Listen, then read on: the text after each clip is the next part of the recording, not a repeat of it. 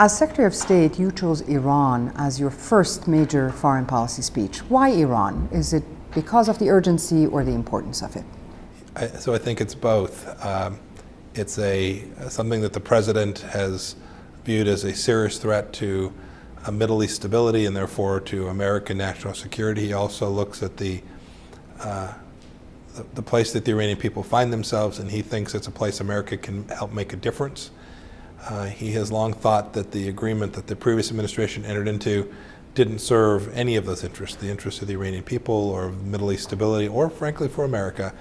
And so it was a priority for him, and thus I wanted in the first weeks as the Secretary of State to have an opportunity to lay out how President Trump thinks we can make things better in each of those three situations.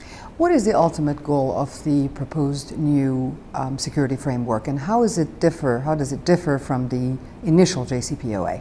Yeah, so very different in breadth, I think different in its goal.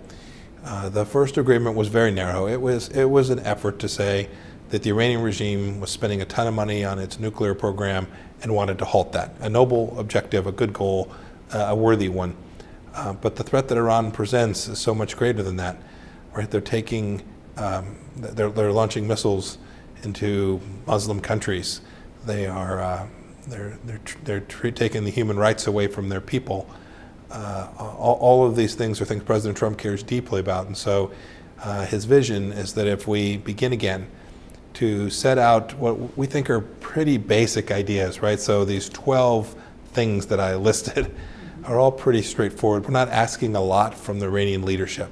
Just behave like normal leaders. Don't loot your people. Don't waste your people's money on these adventures in Syria and in Yemen and in Lebanon and in Iraq.